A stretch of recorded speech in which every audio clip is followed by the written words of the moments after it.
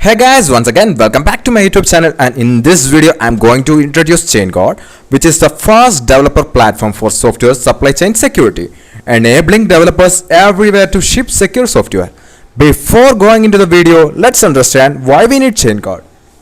We all love Docker for how it bundles our apps, but let's be real, those images we are using can weigh us down like bricks. Imagine cursing with Docker, but those bulky images slow you down. Well, fear not. Today we are here to shake things up with Chainguard Images. Chainguard Images are the answer you have been looking for. Updated daily and super secure, these images blend seamlessly into your workflow, giving you the speed and flexibility to dominate Dockerland. Here you can see the official website of Chainguard and comparing the regular images with the Chainguard image. So here we can click on explore images and search for the image we want. In this tutorial I am going to explain Nginx and configuring this in your Docker.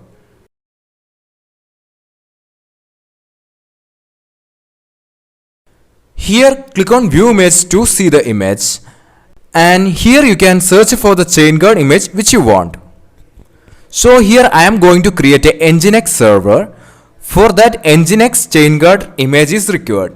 Before going to the actual Chainguard image, we are going to create a Docker file and configuring the regular Nginx image. For creating the Nginx image, let's create a new folder somewhere in your system. Here I am going to create a new folder called Nginx. And let's open this folder with our VS Code.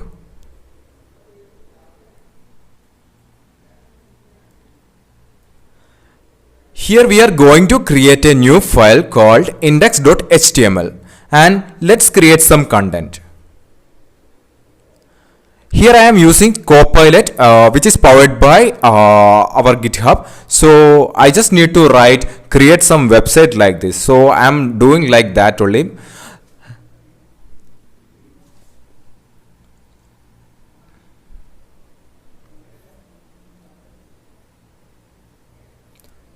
So here the Copilot will take care of the job of creating some website.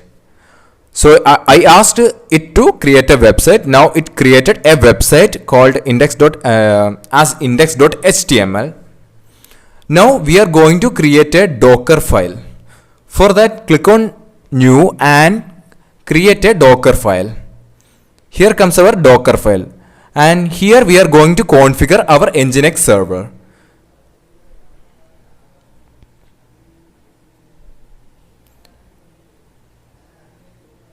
We are going to pull the Nginx latest image, and the next task is to copy the index.html file which we created inside this folder to the HTML folder inside the Nginx server, and we should set the working directory in the Docker file itself. So this is our Nginx Docker file. This is actually the regular one. So let's take a build of this container, create the image. To create the image, let's type docker build -t and the name.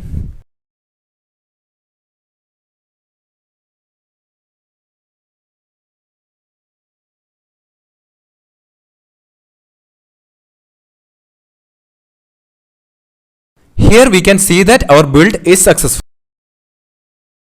Now let's take a quick view of this image.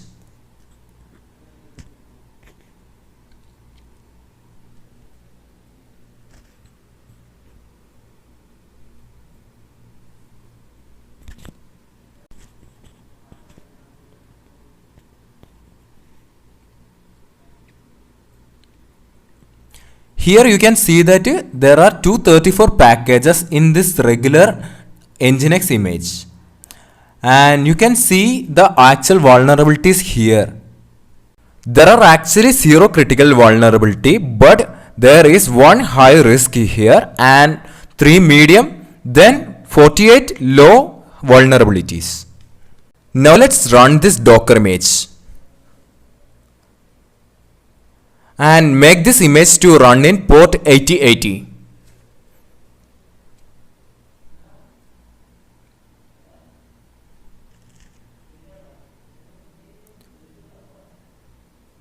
As we can see, it started successfully, and let's go to our Docker desktop.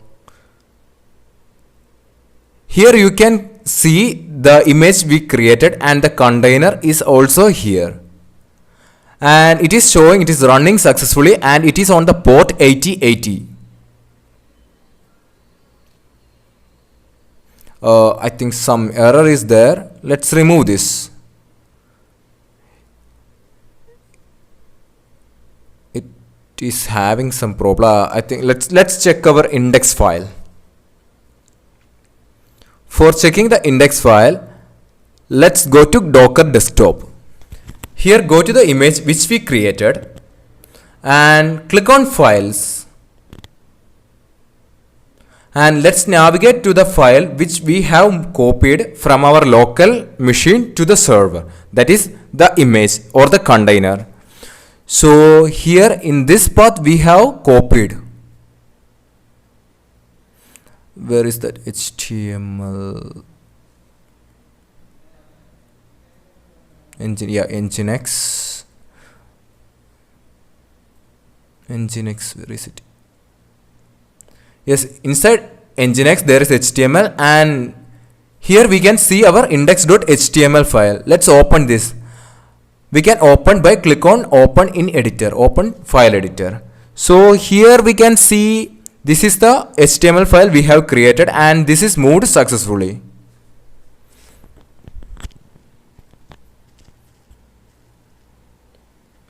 Now let's try reloading this one. Now let's refresh the page. Still it is showing the same. So let's try to run this application on some other port. For that, let's go back to our images and let's rerun this image. And go to the options and select your port and let it be 80 now. So this one is running successfully, and this is the default page, and let's try to write index.html. Yeah, it's working successfully. So our regular Nginx server is running successfully. The image or the container is running successfully here. Next thing we are going to do is to convert the regular Nginx image to our Chainguard image. That is nothing but just change in some lines of code in the Docker file. For that, let's go to our Docker file, which is in the VS Code. Here we are going to change the regular Nginx image into the Chainguard image by just changing the lines. So for checking which all lines we need to change, let's go to the Chainguard official image and search for that Nginx image. So somewhere here we had that, yeah, the Nginx one. Let's close this first and let's go here. And here you can see the latest one is there, and let's go to overview, and you can see we can pull this one from this command by this command. Before that, let's search for that Chainguard image. That is, let's search for Chainguard/Nginx and open this and make a pull. Now we are pulling the latest Nginx image from Chainguard server, and we need to pull the development version of this one too.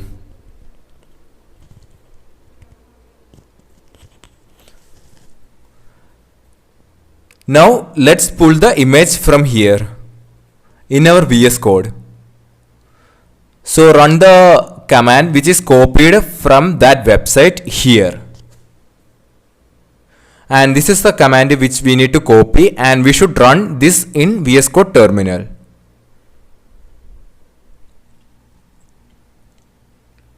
So that one is pulled, and let's pull the development version also.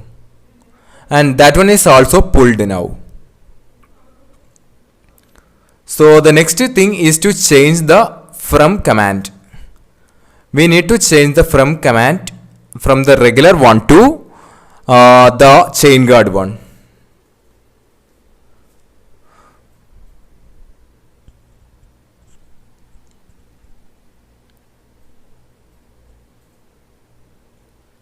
So for that, let's copy this one and paste it in the VS Code Docker file.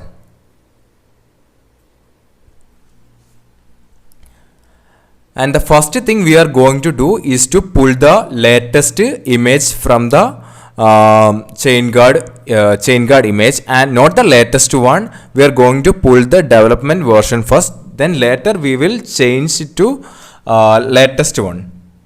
But in the screen you are seeing I am pulling the latest one first and pulling the development ones a second. But you should do it vice versa. That's actually how it works. That is, if you want to run some commands, then you can only do it in the development version. After running everything, then you need to change the development version, which does not allow you to execute commands because shell is not there in the latest one. And this is made like this only for strict security purposes, so that after running this application, none of the users can run shell commands with malicious intentions. Now let's come back to our code and build this.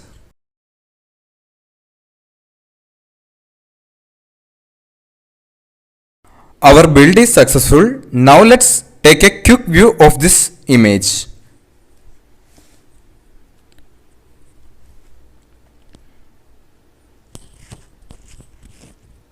So here you can see that it indexed only 41 packages instead of some 400 like packages. They have indexed only 41 packages, which is only necessary one.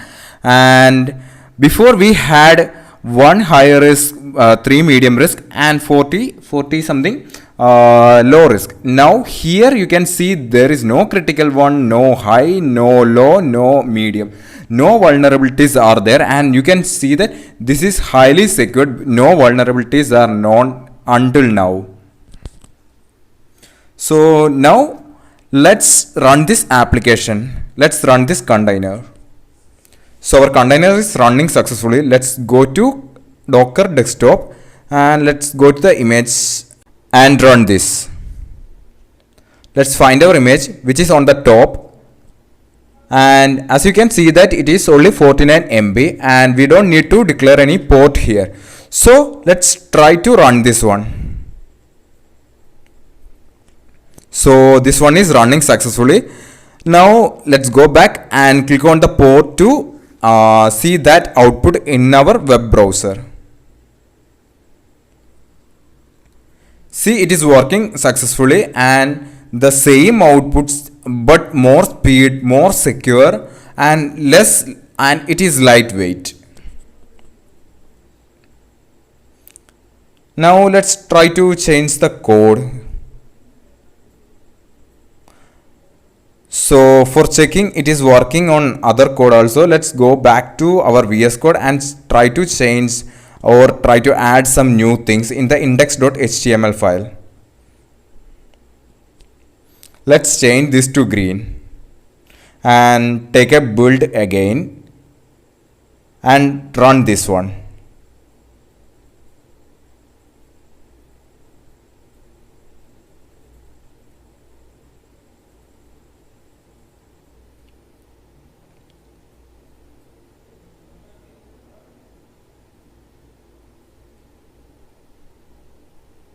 Yeah, the top one, we should run that.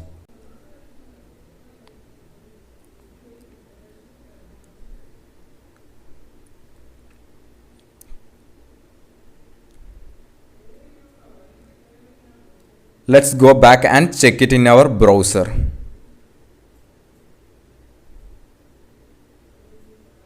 And port is not there, so just try to refresh the same.